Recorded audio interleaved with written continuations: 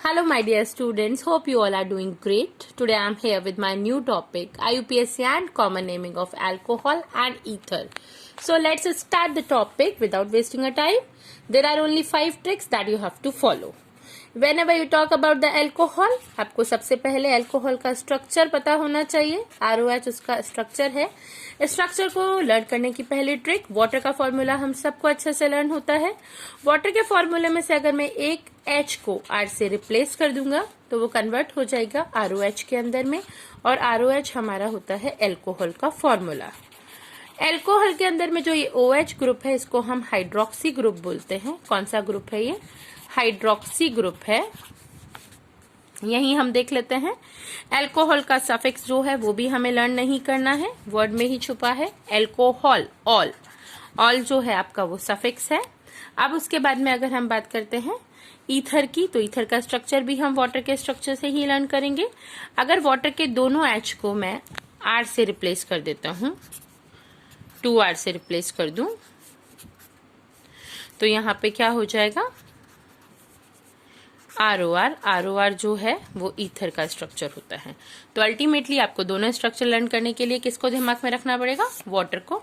Water का अगर एक H रिप्लेस किया तो ये बना अल्कोहल, और अगर दोनों H रिप्लेस कर दिए तो वो बना ईथर.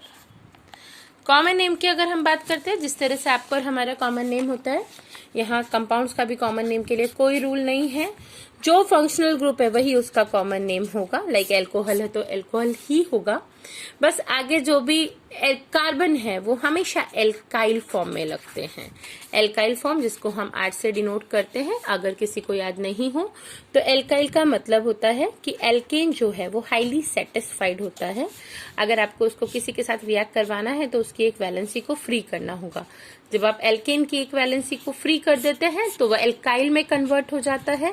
और एल्काइल एग्जाम्पल हम लेते हैं, जैसे मीथेन में से एक H गया तो मिथाइल बन गया, ईथेन में से एक H गया तो इथाइल बन गया. ये सारे के सब, ये सब के सब जो हैं वो एल्काइल ग्रुप्स हैं. अब यहाँ पे एग्जाम्पल लेते हैं, जैसे CH3OH.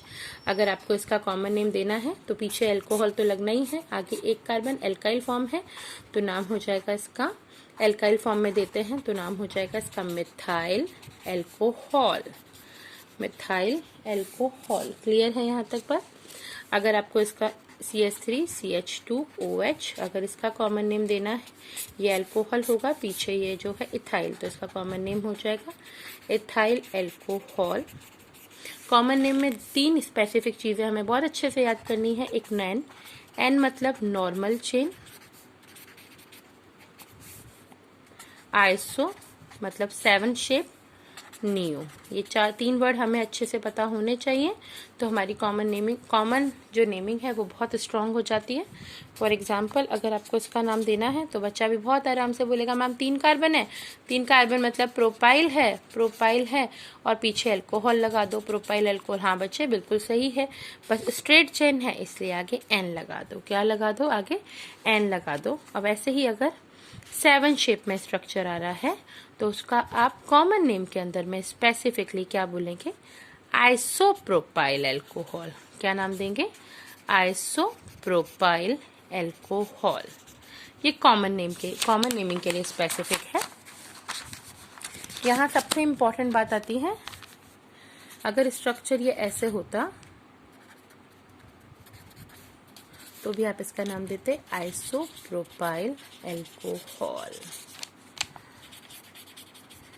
अगर आपका एक कार्बन 4 डिफरेंट कार्बन से सराउंडेड है तो उस केस में उसको हम बोलते हैं कॉमन नेम में नियो, तो इसका नाम हो जाता नियोपेंटाइल अल्कोहल. क्या हो जाता? Neopentyl alcohol.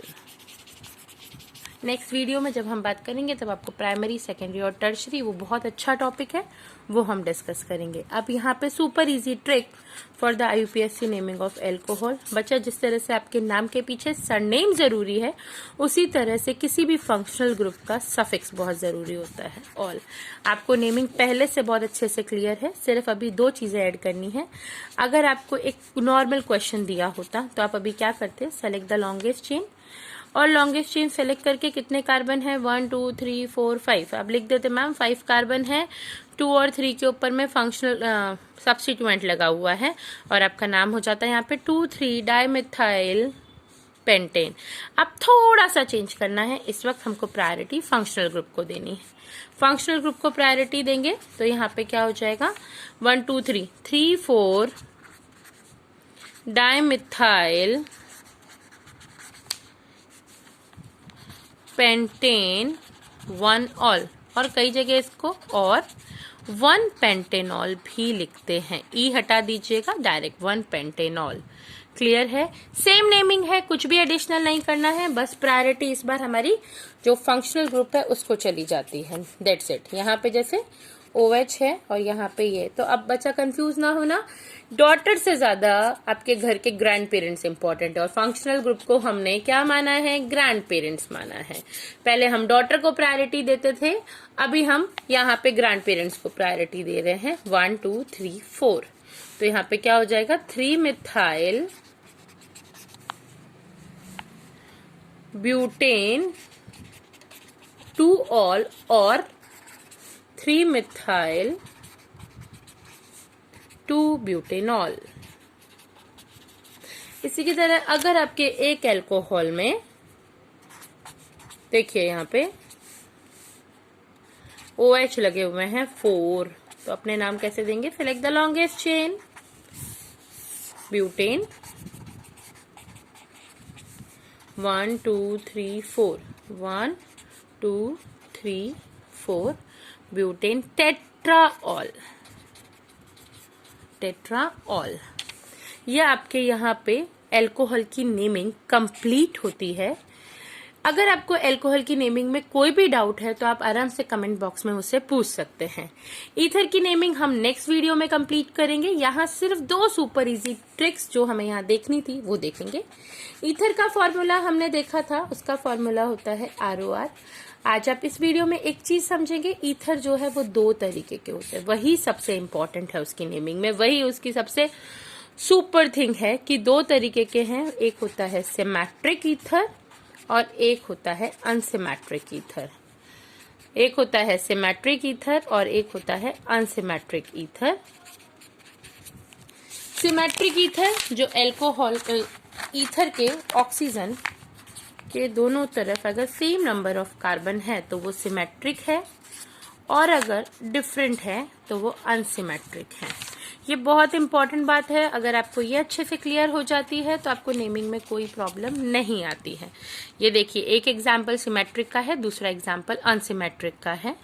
आप हमेशा एक चीज याद रखिएगा, अगर हम इसकी कॉमन नेम की बात करते हैं, बेटा ये ट्रिक है आपकी, कॉमन नेम में कभी कोई रूल नहीं होता, जो फंक्शनल ग्रुप होता है वही उसका नाम होता है। जैसे ईथर है तो ईथर हो गई, दोनों तरफ सेम ग्रुप लग रहे हैं तो उसका कॉमन नेम क्या हो जाएगा, डाइमिथाइल ईथर। क्या हो जाएगा, डाइमिथाइल ईथर। और यहाँ दोनों तरफ डिफरेंट है तो अल्फाबेटिकली चलो, इथाइल मिथाइल ईथर। याद रखिएगा, हमें कॉमन नेम में अगर कोई रूल याद रखना पड़ गया तो इसका मतलब हमको नेमिंग नहीं आती है, क्योंकि ये सिर्फ एल्काइल प्लस फंक्शनल ग्रुप के नेम पर ही चलती है। और अगर इसकी IUPAC की बात करूं तो IUPAC के अंदर में आपको बता दें, ईथर का सफिक्स होता ही नहीं है, ईथर का हमेशा प्रीफिक्स होता है। प्रीफिक्स, जो प्रीफिक्स होता है, जो पहले फिक्स होता है, इसका प्रीफिक्स है एल्कोक्सी। नाम से ही पता चल रहा है वो एल्केन जिसके साथ ऑक्सीजन जुड़ गया हो, एल्कोक्सी। ये बिल्कुल वैसा का वैसा ही है जैसा आप अपना नॉर्मल नेमिंग करते हैं, सेम उसी पैटर्न पे है। मैंने डायरेक्टली थोड़ा बड़ा ले लिया है। यहाँ पे आपको select the longest chain, you selected the longest chain, give the numbering to the substituent. Second position पे एक सब्स्टिट्यूएंट है, वो कौन सा सब्स्टिट्यूएंट है बेटा, मिथाइल है, और उस मिथाइल के साथ क्या लगा हुआ है, ऑक्सीजन लगा हुआ है, तो उसका नाम क्या हो जाएगा, मिथॉक्सी ब्यूटेन। कौन सा methoxy, 2 methoxy butane,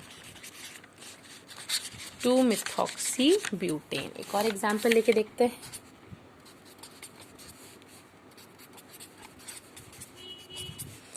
small group oxygen जो है वो हमेशा स्मॉल ग्रुप के साथ जाता है। आप देखेंगे एक कार्बन के साथ जाएगा तो नाम हो जाएगा मिथॉक्सी ईथेन। क्या हो जाएगा इसका नाम, मिथॉक्सी ईथेन। सो यहाँ हम अपना वीडियो स्टॉप करते हैं। बेसिक रूल दिमाग में रखेंगे, कॉमन नेम है तो जो आपका फंक्शनल ग्रुप है वो, और उसके पहले एल्काइल फॉर्म लगाते हैं। और ईथर है तो ईथर को बिल्कुल वैसे ही नेमिंग करते हैं जैसे आप एक सिंपल डॉटर चेन के साथ में नेमिंग करते हैं, सेम उसी पैटर्न पे। बस इतना सा याद रखिएगा, स्मॉल ग्रुप जो है वो ऑक्सीजन के साथ जाना चाहिए, यानी कि सिंपल है। डॉटर चेन को एल्कोक्सी फॉर्म में रखो, लॉन्ग चेन को एल्केन फॉर्म में रखो। एक और एग्जाम्पल लेके देख लो जिससे कोई डाउट ना रहे। यहाँ पे आपने देखा स्मॉल ग्रुप मीथेन है तो ये एज अ डॉटर चेन होगा, और पीछे वाला एज अ पेरेंट चेन, तो क्या नाम हो जाएगा इसका, मेथॉक्सी ब्यूटेन। इस वीडियो में मैंने अल्कोहल और ईथर की नेमिंग कवर करने की कोशिश करी है। अगर आप लोग को ये कंसेप्ट बहुत अच्छे से क्लियर हो तो मेरे वीडियो को लाइक कीजिएगा, शेयर कीजिएगा, सब्सक्राइब कीजिएगा। Thank you so much.